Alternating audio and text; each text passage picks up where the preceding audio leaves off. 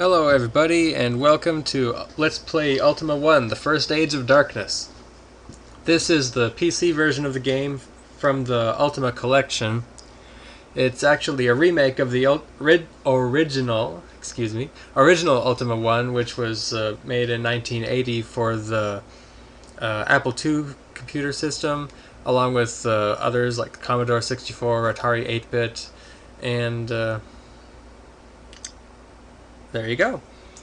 This remake has much improved graphics. It brings the graphics up to date with what Ultima 4 had been at the time. Instead of the CGA 4-color graphics of the original, it uses the EGA 16-color. And that's enough introduction. Let's just get right on into it. Ultima 1, from darkest dungeons to deepest space. Let's generate a character. Now what we have here, this is different from the original version a little bit. We start with 10 points in each attribute, and we get 30 points to distribute. Now, several of these, or rather, each of these attributes has a different effect on different gameplay elements. Trying to find my notes here. There they are. Strength obviously affects the ability to do damage to monsters. We want to start with a fair amount of that, so I'll bump that up to 20. Agility determines your hit percentage as well as your evasion percentage. I'll move that up to 15 for now. Not as high for reasons I'll show in a moment. Stamina is interesting because its effect is actually undocumented. I believe it has something to do with affecting the amount of damage you take from monsters. I can't be sure without reverse engineering. I'm not going to go into all that. Probably one or more of the FAQs on GameFAQs has that info for stamina, but I didn't look too in-depth with it. I wasn't too worried about it. Charisma here affects the selling price of items in the shops. I'm not going to be selling a lot of items, so I'm not going to worry about bumping that up. Wisdom determines reliability of spellcasting and the purchase price of spells. I'll bump that up a little bit to 15. And intelligence affects the potency of offensive spells and the purchase price of other goods in the shops. So we'll bump the remaining points into intelligence. And here's our starting spread. Press spacebar. Here we go. Select the race. I'll choose human. That bumps up intelligence a little bit more. In this game, male and female makes no difference. I'll choose male because that's what I happen to be. And here's where you really get your extra points in here. Unlike a Calibeth, there's no tangible advantage between the mages and the fighter types. Fighters and thieves can use magic just as well as clerics and wizards, if they have the same stats, to my knowledge at least. So what I'm going to do is I'm going to choose a fighter, which will increase both strength and agility by 10 points. Any other class would only raise a single attribute by 10, so choosing a fighter is really the best way to go. If you want a more even spread of stats, just put less points into strength and agility, and then the bonus of 10 on both will bring them up to par. In my case, this is what I'd rather start with. Strength is more difficult to increase throughout the game, so I want that to start a little bit higher. The others, agility and intelligence, are awfully useful at the very start, and wisdom might as well get a small boost to begin with too. It's your spell casting percentage, so if you want to use any magic early on, you want at least a small chance of succeeding. Really, who wants to fail all the time, right? So let's enter a name. I suppose I'll use my own name again like I did last time. No reason not to. Although, I've been thinking about it, and since this character is really supposed to be the same throughout all 9 games in the series,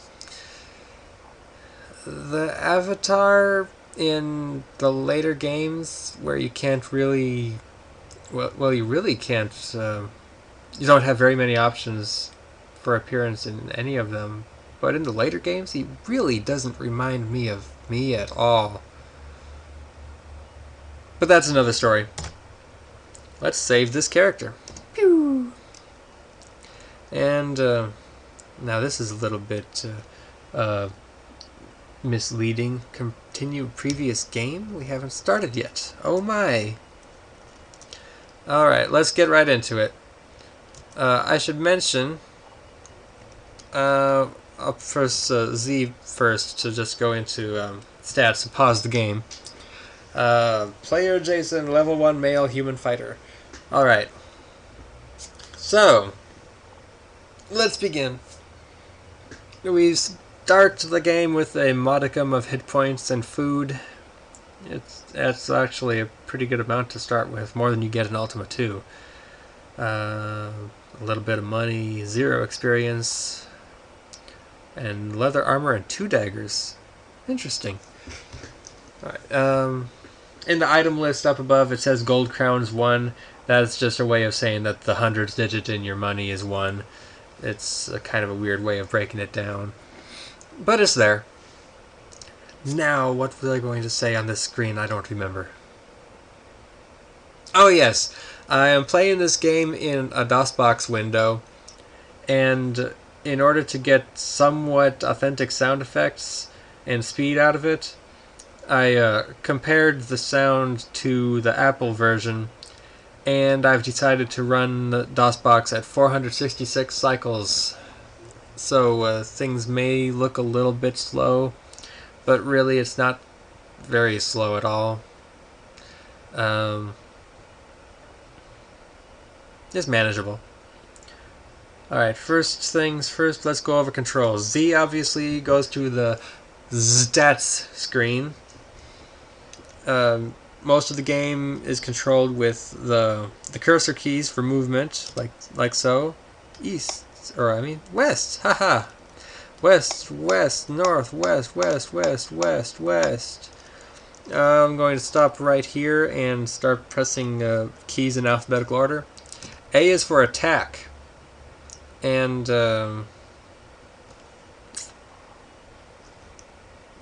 yeah, you pick a direction to attack in. You have a range of 1 square with most weapons. There are some long-range weapons with a range of 3, I believe. Next is the B key. Nothing to board. Ack!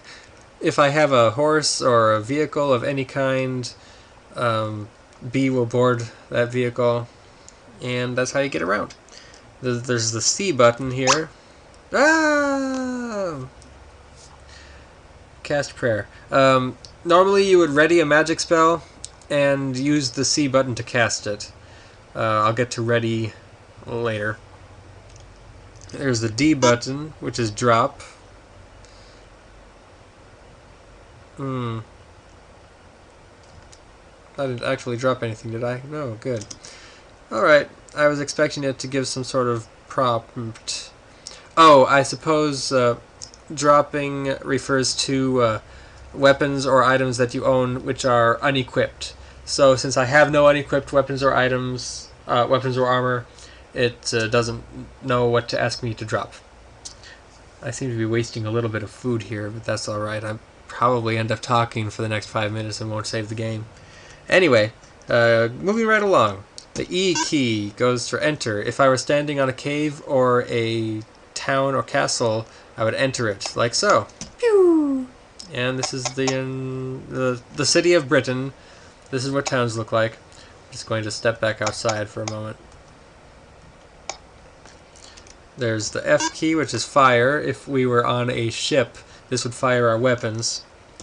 There's the G key for get, which is very important later. Do not forget that the get command exists. It's used for 2 things in the entire game, and you need it. You need it. Don't forget it. There's H for hyper jump. What? There's I for inform and search. We are in the lands of Lord British.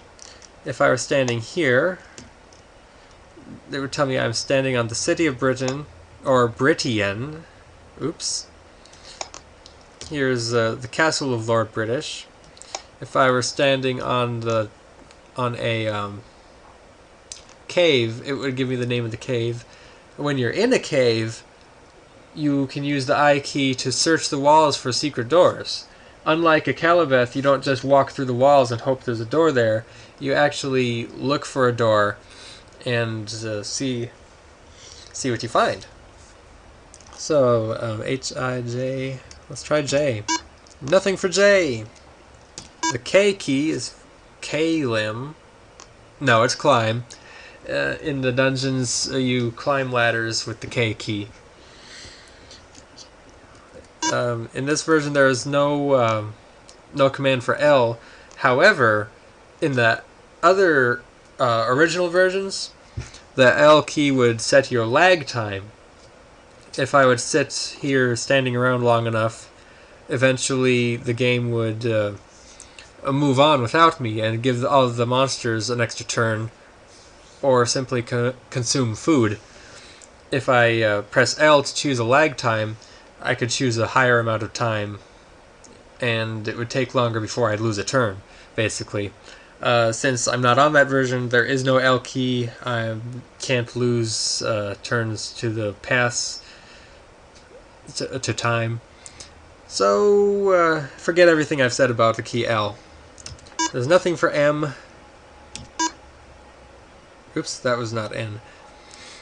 I accidentally pressed B. I'm typing on a Dvorak keyboard scheme, so when I look at the keys, I usually don't.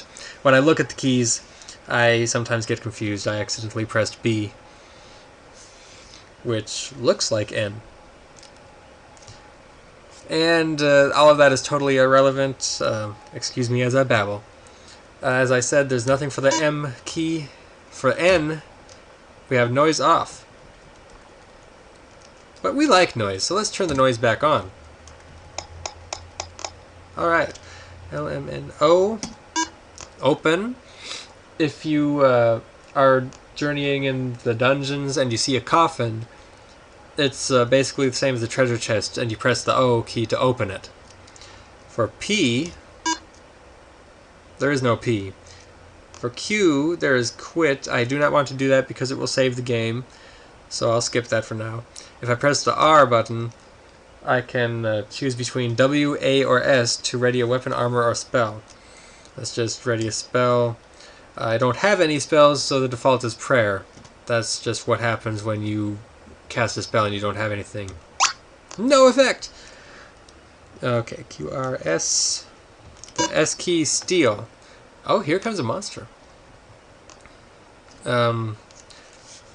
You can use this key to attempt to steal items from store counters or from the armories in the castle. Watch out, because if you're caught, the guards will be after you and you will die. Q-R-S-T. Forgive me for not knowing the alphabet offhand. I have to go through the song. T is for transact, aka talk. This is how you buy weapons and items at the shops, also speaking with the kings and such.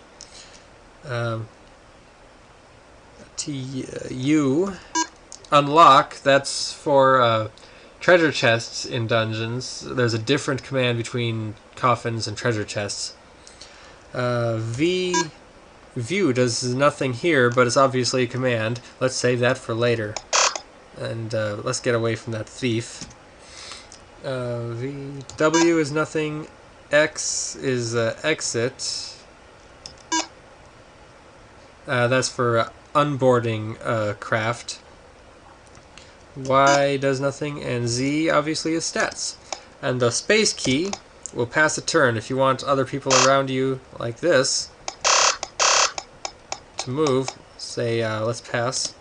Oh, here everybody comes. And that tone was my timer. So I am out of time, and I will pick up at the beginning of the game next time.